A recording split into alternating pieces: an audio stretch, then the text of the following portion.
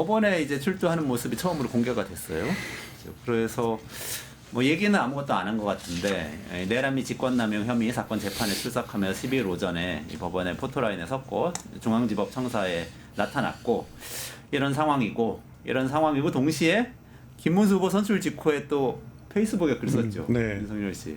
자, 지금 윤석열 씨가 본격적으로 국민의힘에 다시 정신적으로 복귀하고 있는 것인가요? 어떻게 봐야 될까요? 그러니까 윤문수 얘기가 나오는 거예요. 지금 김문수가 아니라 윤문수라고 불린단 말이에요. 앞에 우리나라는 성인 씨가 중요하잖아요. 근데 윤이에요. 그러니까 결국에는 지금 윤석열 대통령 탄핵에 대해서도 이제 비호하는 입장이라던가 부정선거에 대해 음모론에 대해서도 거기 편승하는 입장이었기 때문에 김문수 후보의 대통령 선거 결과는 이미 예측이 될 수밖에 없고, 그러니까 이런 윤문수라 불린 건 윤석열 대통령이 정신적으로나 어떤 영향력적으로나 자기는 절대 네버다이예요. 죽지 않겠다는 거거든요. 그래서 그러니까 지하로 가겠다는 거를 이제 막고 이제 포토라인에 섰다. 본격적인 대선 레이스에서 자신의 영향력을 행사하고 정당 안에서 공천 개입한 것처럼 여전히 나는 죽지 않고 살아있고 내 앞에 줄 서 앞으로 내가 어떻게 도와줄게라는 그런 시그널을 보낸 게 아닌가 생각합니다. 아, 윤석열 씨, 네, 이 공개된 그 출석하는 장면 뉴스토마토에서도 준비를 했습니다. 잠깐 보시고 토론 이어가겠습니다.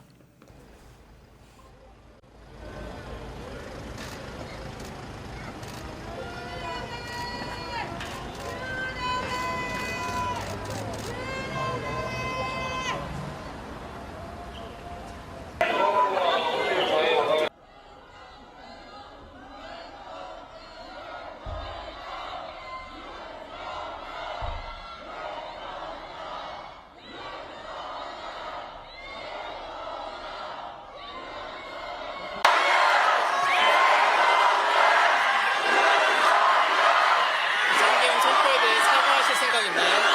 정권 이후 계엄 선포한 헌정사상 첫 국민에게 하실 말씀 없으신가요? 끝나고 얘기할게요.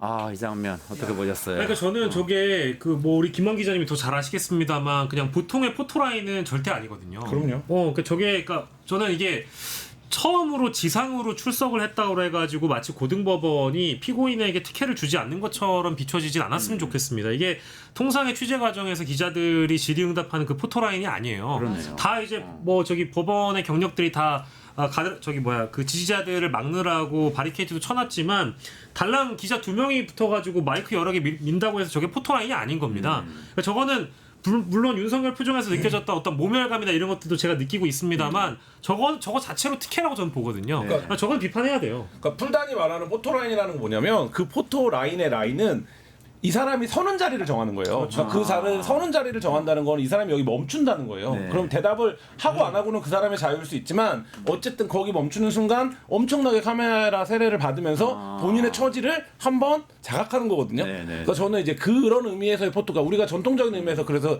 출입 기자단들이 말하는 포토라인은 아니었고 어쨌든 그냥 지상 출입 그 전에는 들어가는 모습을 못 보지 않았습니까? 그래서 들어가는 모습을 찍은 게 단독 사진이 되고 이랬었는데 그러니까 그냥 그 지상으로 들어가겠다 이런 거고 이제 저 뭐 법조 풀단이 더 잘 알 텐데 포토라인에 세운다고 하는 건 다음에 그러면 이번 지상으로 출입하는데 왜 포토라인에 안 세웁니까? 이렇게 항의를 해야 되는 상황인 거죠. 아, 그게 정상적인 포토라인이 아니었군요. 그러면 전 변호사님 말씀하신 대로 일종의 본인이 국민의힘 내에서 영향력을 과시하는 결과를 가져올 수도 있겠다. 그렇기 뭐 이런 때문에 거네요. 이재명 대표가 오늘 내란이 끝나지 않았다라고 말을 한 거예요. 그러니까 지기현 판사가 구속 취소 심의정 같이 해서 부터 시작해서 이미 그 지금 내란 재판의 재판관이 누구면 바로 지기현이잖아요. 그러니까 내란 지속되고 있고 또 바로 조희대 대법원장 어떻게 했으면 이재명 대표를 사법적으로 제거하려고 시도했잖아요. 그리고 무엇보다 가장 거기에서 의미 있었던 건 그 국민 선거권을 박탈하려고 했던 대법관들이 굉장히 어마무시한 일을 벌였다고 저는 보고, 그러니까 내란이 지속되고 계속 있는 거고, 박형수 서울경찰청장 어떻게 했습니까? 한덕수 그것도 자연인을 무슨 대통령 후보보다 더하게 엄호를 해왔잖아요. 그리고 뭐 그 정말 건성동이나 쌍권총이 정당 쿠데타를 일으키고, 그러니까 저는 그 모든 사태를 보면서 이게 끝날 때까지는 끝난 게 아니다. 윤석열 대통령이 이렇게까지 뭐 특혜가 아닌 게 아니고 끝날 때까지 끝난 게 아니라 선거 날 때까지 어떤 일이 어떻게 발생할지 모른다는 오히려 위기감을 좀 느꼈습니다. 아니 그래서 지지 선언까지 하고 뭐 했는데 윤석열 씨가 국민의힘 후보 지지한다고까지 했는데 이거는 근데 사실 선거에는 도움이 안 되는 거 아닌가요? 지금 나쁘게 작동하죠. 그럼 이제 우리 변호사님이 윤석열 네버다 이야기했는데 결국은 이렇게 되면은 국민의힘 지지자들의 그 정신 상태가 내다봐야 됩니다. 속된 표현으로. 내다봐에는 홍준표 후보가 홍준표 후보가 속된 표현. 아 정치 영화군요. 예, 정치업 그 국어 사전에도 들어가 있어요. 일본 말이지만. 네. 내다봐야 당한다 이렇게 하는데 이게 큰 문제예요. 좀 오래 지속될 것 같아요. 홍준표가 아니고 저기 윤석열이 메시아처럼 될 것 같아요. 그러니까. 극우들에게 왜 그러냐면요. 이게 그 윤석열 우상화가 극우 유튜버들에게 코인팔이가 돼요. 아 돈이 벌리는구나. 돈이 벌리니까 그걸 통해서 계속해서 우상화 시켜주는 거예요. 그리고 저 사람은 감옥 가더라도 가스라이팅 돼가지고 내가 지금 메시아야 이런 아마 환상에 빠져 있을 것 같아요. 그래서 아마 극소수지만은 이재명 정부가 출범한 이후에도 극우 난동 세력들의 정신적 지주 역할을 하지 않을까 네네네. 이런 걱정이 됩니다. 근데 이게 뭐 큰 병 걸린 사람들이 이거를 심리적으로 수용하는 단계론이 있다 이런 얘기들 하잖아요. 네네네. 근데 저는 지금 비유해 보면 윤석열이 한 우울 단계쯤 와 있을 것 같아요. 왜냐면 오늘 몇 단계 남았어요? 이제 그러면 수용 단계만 남는데. 수용만 남아요. 예. 근데 오늘 뉴스 헤드라인이 어떻게 뽑힐 겁니까? 이제 예를 들면 미래를 말하는 이재명이 나올 거고 그다음에 국민의힘 뉴스가 들어갈 때 뭐가 들어가야 됩니까? 한동훈이 윤석열과 손절해야 된다는 얘기가 나올 거고 본인은 뭐였습니까? 피의자 신분으로 가는 게 10시 때 같이 이루어졌어요.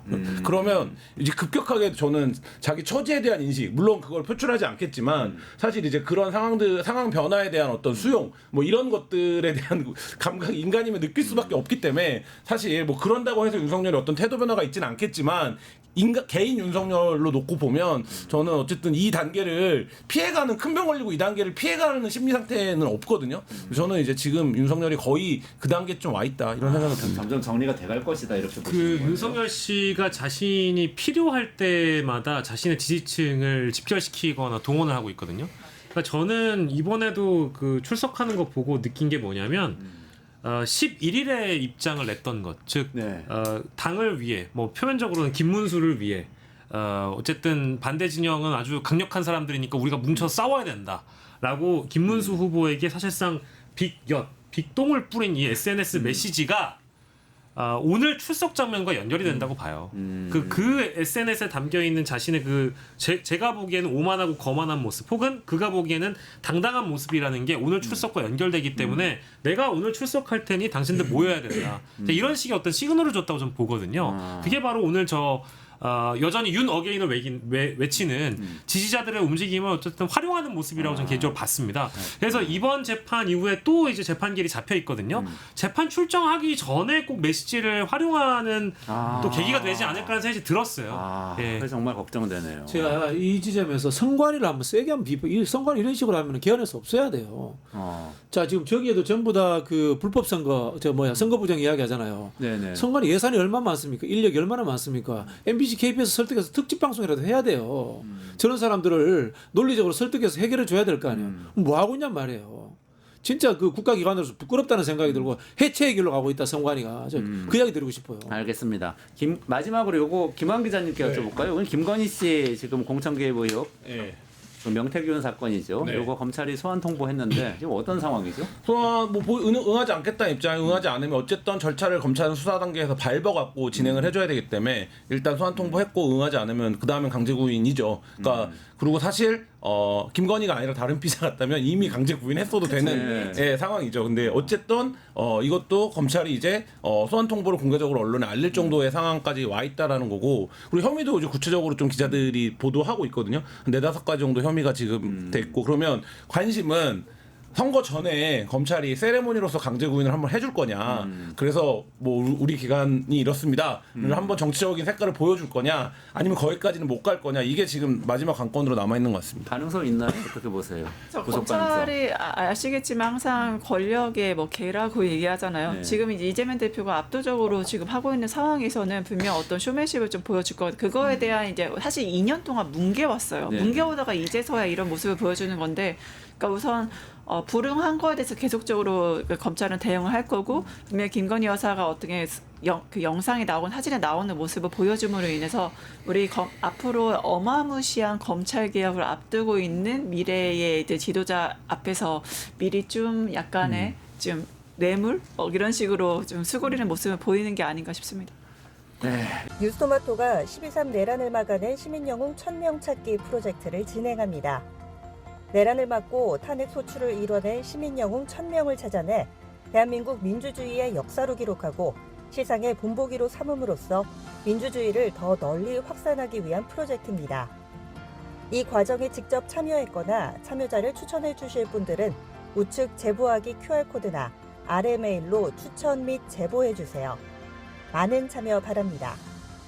뉴스토마토와 함께해 주실 분들을 기다립니다.